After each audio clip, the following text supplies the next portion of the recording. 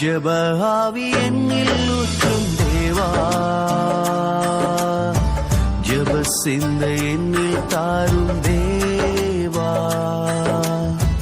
ஜெப ஆவி என்னில் ஊற்றும் தேவா, ஜெப சிந்தை என்னில் தாரும் தேவா. உறங்காத கண்கள் வேண்டும், உணர்வுள்ள நெஞ்சம் வேண்டும், முடியாத கண்ணீர் வேண்டும், நீரே என்னை நடத்த வேண்டும். உறங்காத கண்கள் வேண்டும், உணர்வுள்ள நெஞ்சம் வேண்டும், முடியாத கண்ணீர் வேண்டும், நீரே என்னை நடத்த வேண்டும். கர்த்தருடைய பரிசுத்த நாமத்துக்கு ஸ்தோத்திரமும் துதியும் கனமும் மகிமையும் எப்போதும் உண்டாகட்டும். இந்த நல்ல நாளை காண செய்த தேவாதி தேவனுக்கு கொடான கோடி ஸ்தோத்திரம்.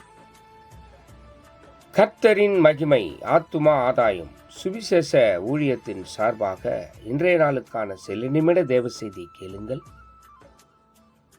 இனி காலம் செல்லாது, இனி காலம் செல்லாது, இனி காலம் செல்லாது. என் ஆண்டவராய் இயேசு கிறிஸ்து வரப்போகிறார். ஆயத்தமாயிருங்கள், ஆயத்தமாயிருங்கள். அநேகரை ஆயத்தப்படுத்தி ஆண்டவர் பக்கமாய் திருப்புங்கள். பக்கத்துணையாய் பக்கபலனாய் உங்க பக்கத்திலேயே இருந்து எல்லா நல்ல காரியங்களையும் பக்குவமாய் செய்து முடிக்கிற பரிசுத்தர் இந்த நாள் முழுவதும் உங்களோடு கூடவே இருப்பார். விசேஷமாக நீதிமொழிகள் 3ஆம் அதிகாரம் 6ஆம் வசனம், உன் வழிகள் எல்லாம் அவரை நினைத்துக்கொள், அப்பொழுது அவர் உன் பாதைகளை செவைப்படுத்துவார் என்று சொல்லி எழுதியிருக்கிறார். எனக்கு பிரியமான தேவ ஜனமே, அவரை நினைக்கிற நினைவு நம்முடைய வாஞ்சையாய் இருக்க வேண்டும். நம்முடைய பாதைகள் செவையாய் அற்புதமாய் அழகாய் நாட்களுக்குள் கடந்து போக வேண்டுமானால் அவரை நினைக்கிற நினைவு நமக்குள் எப்போதும் இருக்கணும்.